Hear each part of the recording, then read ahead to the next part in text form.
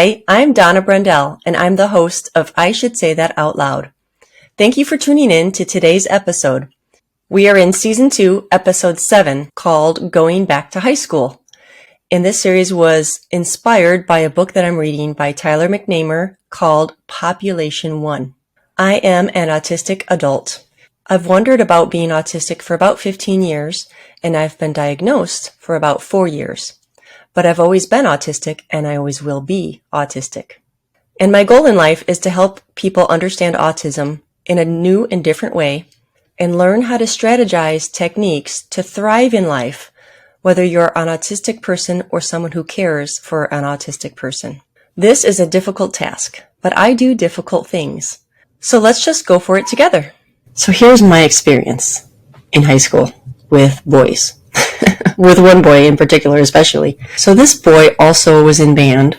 This boy also played a low brass instrument. So we sat close together in grade school when we were in band together before I moved. But then when I moved, I didn't get to see him anymore. So I thought in my brain, he was a really good musician. And I didn't even realize I was a good musician until I moved. And I was moved up to first chair. If you're in the band world, you know that first chair means that you're a good musician. You're the best player in that section to be in first chair. So in grade school, this boy was ahead of me. I don't think he was in first chair, but he was ahead of me in the lineup of musicians in this section. But then in high school, in our freshman year, I passed him up and went to the higher band, and he was still in the regular band. And then sophomore year, he was going to move up to the higher band, and I was so excited I was going to be able to see him again. But then guess what? We moved to a different school, and I didn't get to see him at all. People with autism are very faithful and loyal to the people that they like and care about. And even though I had a crush on this boy, and he either didn't have a crush on me or was oblivious to the fact that I had a crush on him, or if he did, he didn't let me know that he knew. It didn't matter to me that he didn't show that to me. I still cared about him. I still had a crush on him. And it was like no other boys existed. That's kind of what someone with autism does, is we have special interests. So we get interested in a thing, a topic, a hobby, a skill set, and we dive in and jump in, and we are just hyper-focused on that thing, and we learn all about it, and we get really good at it, and we get really specialized in it. And this can apply to people too. We can get really honed in on one certain person, whether that person likes us back or not, whether that person is a healthy person for us or not. I didn't know this at the time. I didn't know any of this at the time. So in my autistic teenage brain of a girl with a crush on a boy, I was coming up with ideas of how I could see this boy again, even though we were in different schools. So I knew that I played the trombone and I was really good at it. I was actually getting better and better at it. And I would go back to my old high school and visit this boy. And I visited all of my friends, but I really was there to visit him specifically. I think he knew that. But anyway, as I went back to visit him, I could see that he was growing in his skill set too. And a lot of our friends, our mutual friends, were talking about practicing to get to state in their, junior or senior year. So I just kind of assumed that he was in that group of friends that was going to be practicing hard to get to state. Okay, backtrack. So here's my idea. Here's my plan that I came up with. I planned to go to state for the specific reason to see this boy. Of course I wanted to go to state just because it's an awesome thing to go to state as a musician, But when I didn't feel like practicing, my motivation was, I won't get to see the boy if I don't practice and I don't go to state. And that got me to pull my trombone out at night when I was exhausted and I had a lot of homework. I still practiced because I wanted to see the boy.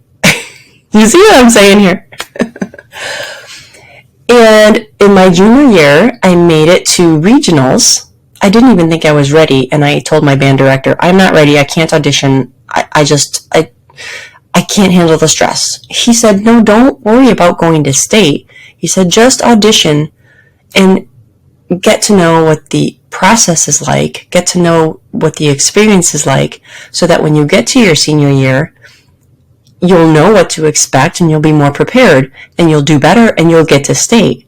I loved that advice. That was great advice, and I took it, and I did audition for state my junior year. I did not make it, but I made it to regionals, and I experienced the process. And then for my senior year, I was less nervous, less freaked out, and I did better. So, senior year, been practicing through my lunch period and every night and during band practice as well, and through all of our performances all year long, which I was in every performance I could be in. I auditioned for state and I made it to state. And it was in Peoria, Illinois, I believe. We had to drive down there. The whole drive down there, I'm not thinking about the performance or the experience down there. I'm thinking about, I get to see the boy, finally. After all these years of hard practice, I get to see the boy. So we get there, I check into my hotel, there's a whole mess up with the hotel, and I'm in like a room of boys instead of a room of girls. We get that straightened out. I was the only person from my high school there, so I had to share a room with people from a different high school. So yeah, that was an awkward situation, for sure. But it didn't matter. I was focused on the boy. That's all that mattered that weekend. So I get finally settled into my correct room. I get my trombone in the case, and I walk down to where we're auditioning, because you have to audition again to get your seat at state. Get to where I'm auditioning, and I know that I'm going to see kids from my old high school and the boy, right? So I wonder, I don't even know how many kids have made it. And I'm looking for kids that I know, fellow students that I used to go to school with.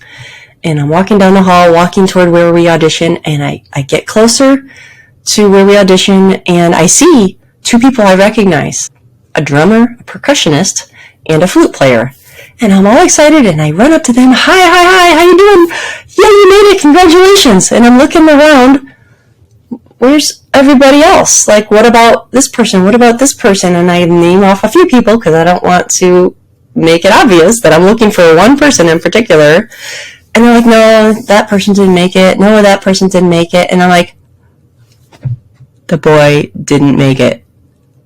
That was never a possibility in my brain in all of these years and days and nights of practicing. It never ran across my mind of the possibility that he might not make it and I might not see him there. So the shock and horror of the realization that I made it and he didn't was so hard to overcome. And then I had to go and audition, which I did fine. And I enjoyed the weekend and it was wonderful. So much fun, and it was amazing to play with these very, very talented musicians. I'm so glad I put the time and effort into making it to state because it was a great experience for me. I am just sad that I didn't communicate to the boy or to anybody else my ridiculous plan and idea. But who knows? Maybe I wouldn't have worked so hard. Maybe I wouldn't have made it. Maybe it's what I needed to motivate me. And maybe that's just okay. It's just a crazy, silly high school story that worked out for me. Maybe not so much for the boy, but it worked out for me in the end. Tune in next week for part 3 of this 3-part series, Going Back to High School. Thank you so much for watching this episode all the way through.